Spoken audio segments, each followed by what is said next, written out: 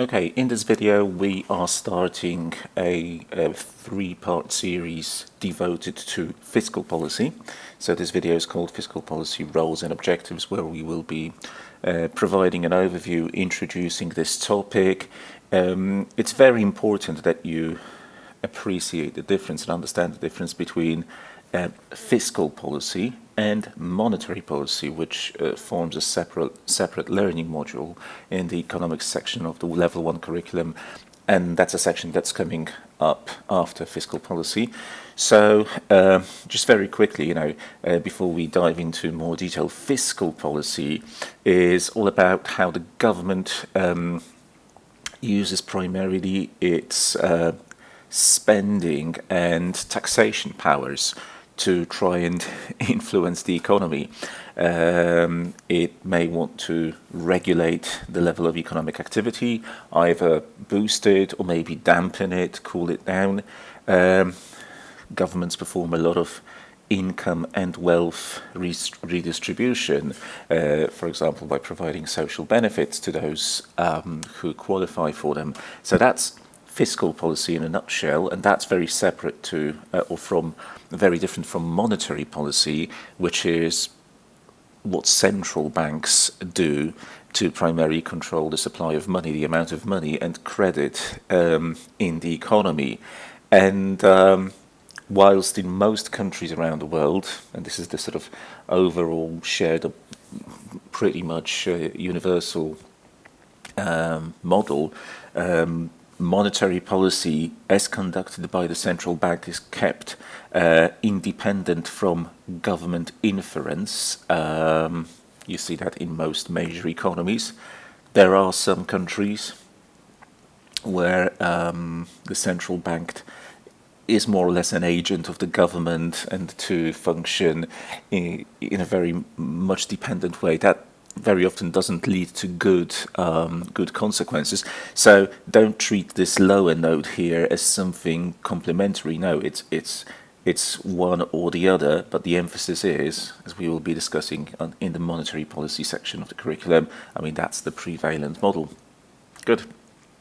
Now, even though the two are, fiscal and monetary policy are conducted by different centers, or they stem from, on the one hand, the government, and on the other hand, the central bank, they do have some shared sort of common goals, and those common goals are primarily to create stable conditions for for economic growth, a stable economic environment where growth is steady and inflation is relatively low, moderate, and stable, and big thing is the prevention or trying to avoid big fluctuations in the level of economic activity, booms as well as busts.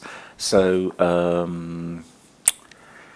very often bubbles, booms subsequently burst and lead to prolonged periods of slow or even negative growth and high unemployment, and we want to avoid that. It's better, well, that's the consensus view, it's better to have economic growth sort of run smoothly rather than in a very sort of up and down fashion. Let's now just quickly talk about the impact that both fiscal and monetary policy can possibly or potentially have on both households and companies, corporations,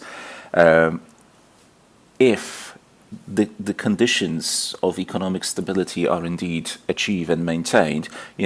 That gives us individuals the security that we need in order to make decisions on consumption and decisions on saving. If you feel threatened, if you don't feel safe, you're not going to necessarily spend a lot of money on day-to-day expenses, present expenses. You'll have a bigger propensity to save, which will naturally do nothing good for the economy, because saving, as opposed to spending, tends to quash economic growth.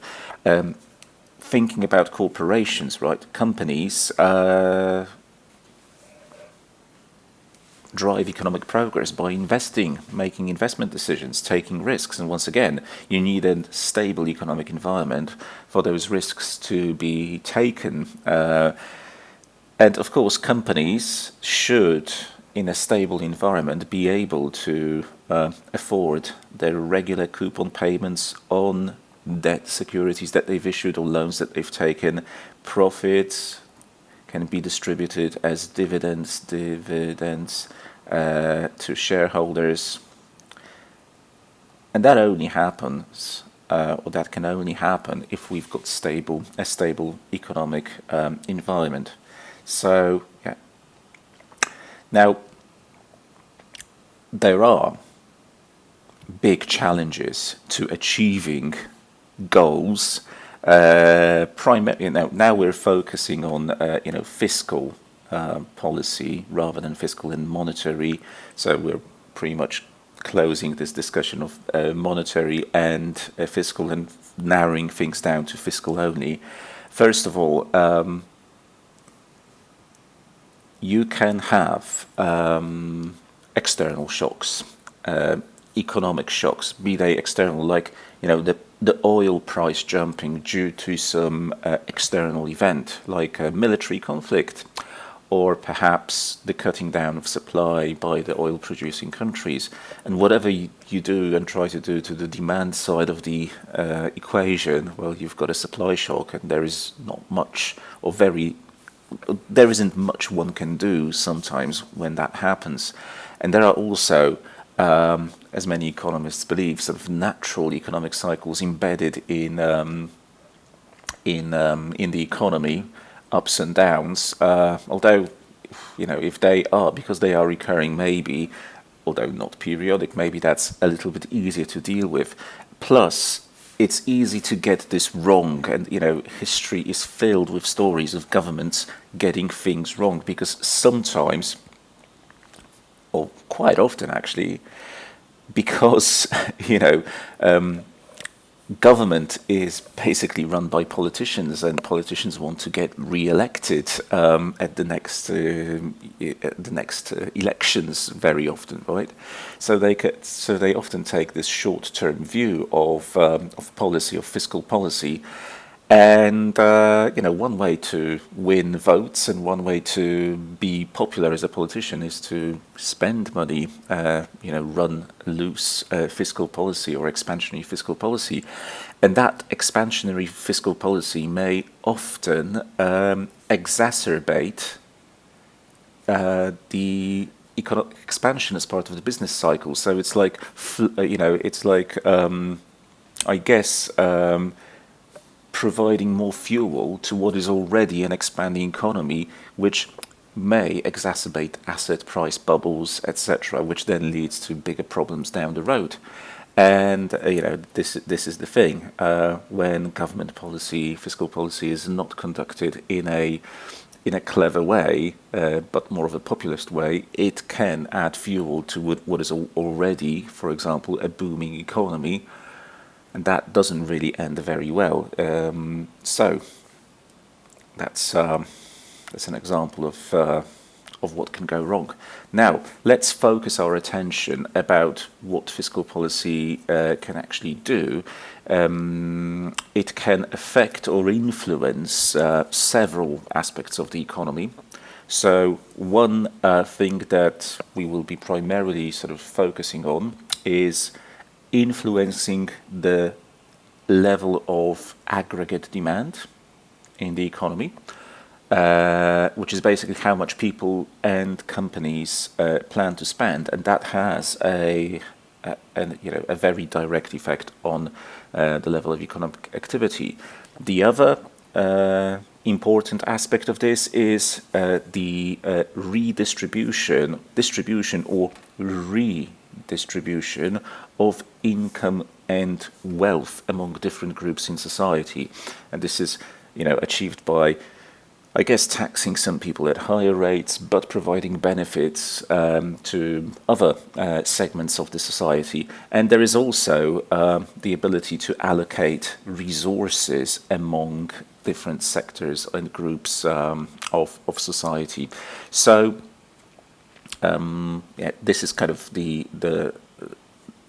three ways in which fiscal policy can act. And down here, you've got some examples of what can be actually done if the government wants to run an expansionary fiscal policy, as in a policy that kind of boosts demand, boosts spending by households and companies. Well, you can cut personal income tax levels, and in that way free up income which then becomes available for consumption, or cut sales tax, VAT essentially. Obviously the same could be done for corporate income tax, which will, I guess, free up money that companies can spend on investments, employment, etc.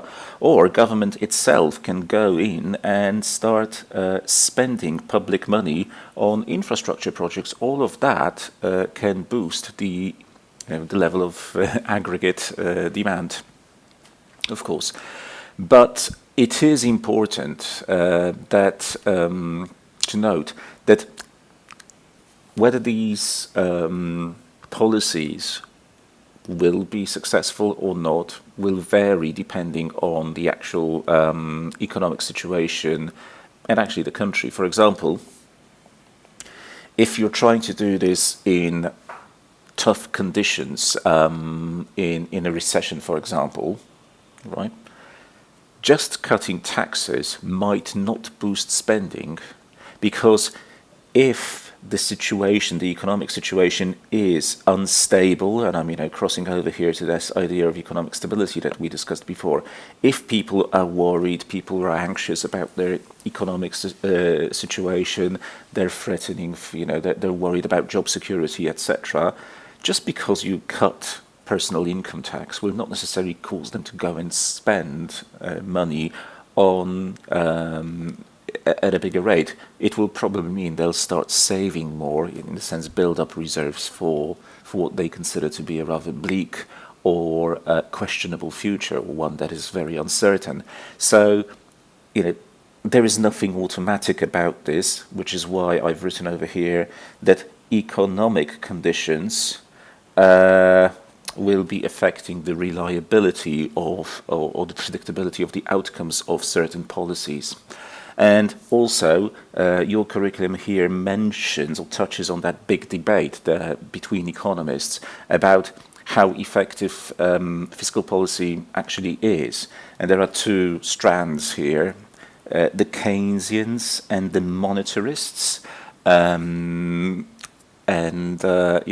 Keynesians believe that fiscal policy has a powerful impact when there is especially when there is a lot of spare capacity in the economy. When there is spare capacity in the economy, fiscal policy is an effective way, or can be an effective way, if conducted properly.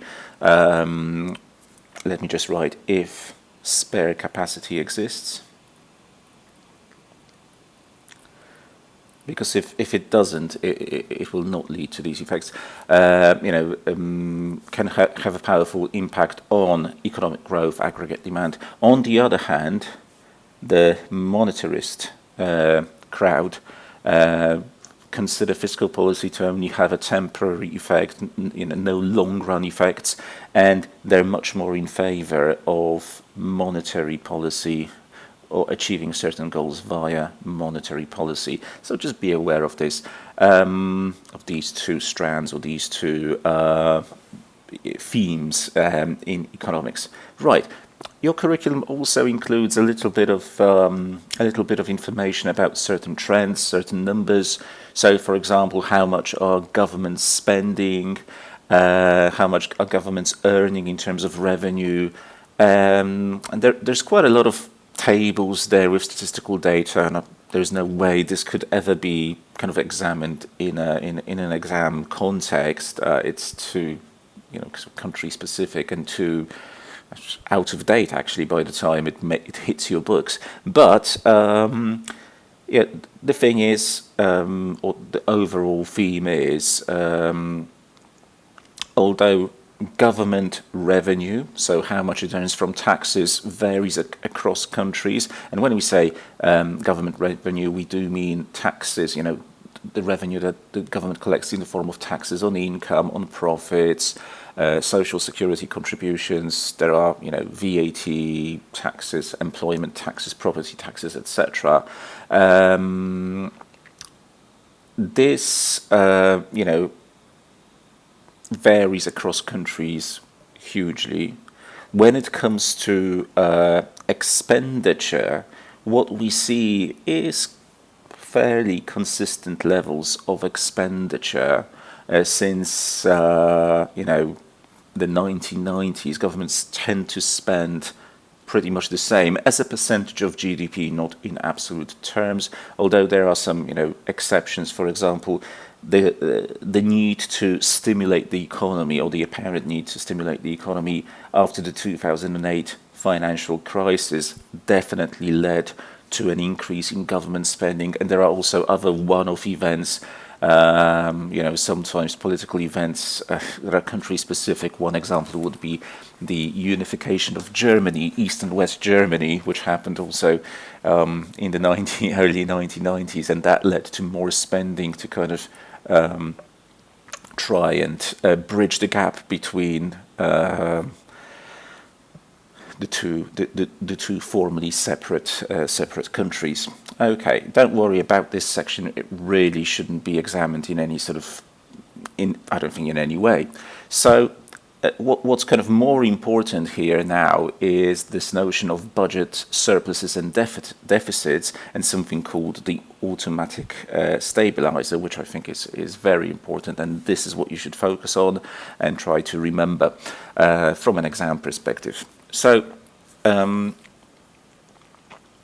fiscal policy can obviously play a big part in times of recession or boom, and we're going to be focusing on the budget surplus and the budget deficit. Obviously, this is the difference between what the government earns as revenue and what it spends over a specific period. We typically measure this in the context of a year.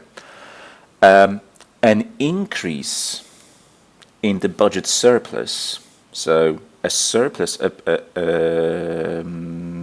appearing, is typically associated with contractionary fiscal policy.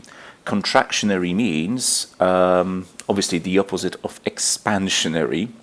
Contractionary means the government is earning more revenue and cutting down on the spending, hence its surplus increases, that difference increases. Let me write this down maybe. So budget surplus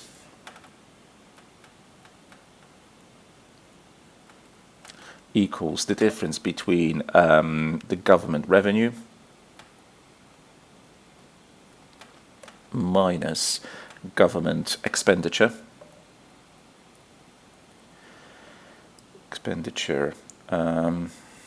And if this difference is rising, increasing, this means we're in a period of contractionary fiscal policy.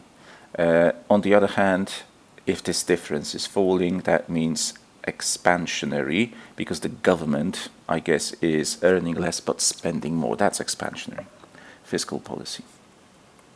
Okay, now in times of a recession, okay, let's start with this. In times of a recession, you would expect the government to try to pull the economy, the country, the nation out of that recession and actively help it. Hence,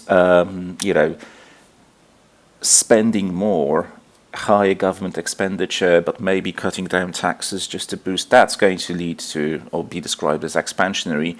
In the times of boom, you probably are trying to dampen that boom, although this is politically quite difficult because it's never popular when you try to stop and try to squash and kind of limit people's exuberance. But the responsible thing to do here would be to try and dampen that that party in economic sense, and you do that by running a contractionary fiscal policy, increasing taxation, etc., and spending less as government. And of course, what's happening to the budget surplus deficit situation is going to be a good indicator of what is actually happening now, whether we are contracting or expanding in the fiscal policy sense. Now, this notion of the automatic stabilizer, this is really critical.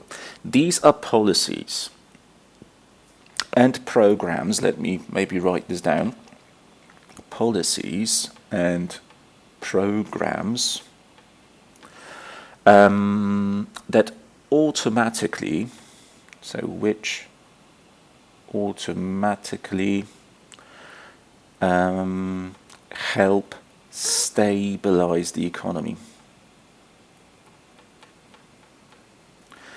without the need for any additional action.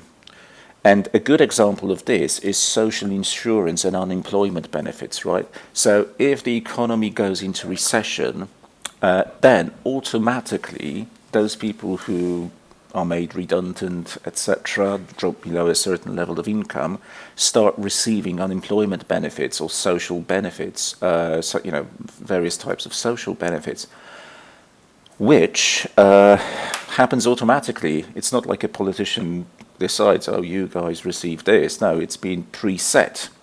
And this, in turn, helps support aggregate demand because these people get money from the state via social insurance, unemployment benefits, and they can spend it and help the economy kind of get through this recession. On the other hand, in a time of boom, other things kick in automatically. So actually, let me write that down. For example, progressive taxes. As people earn more money, as should happen in a boom, they may fall into or jump into the next tax bracket when you've got progressive tax rates. And that obviously means, the government is taking a bigger portion of money from them or funds from them, leaving less to be spent, which helps cool down the economy. And the importance of automatic stabilizers is that they are automatic. That's the great thing about them. They're not subject to political sort of whims or decisions, which may be very populist, actually, and in order to win favor with voters.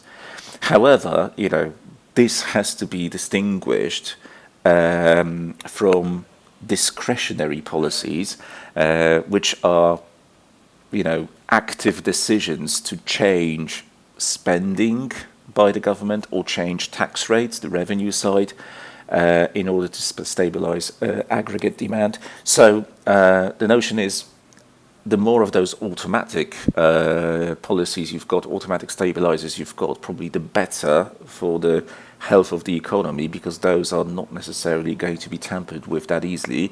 However, you still have, if you're running the finances of a country, the ability to implement some discretionary policies to help hopefully stabilize aggregate demand.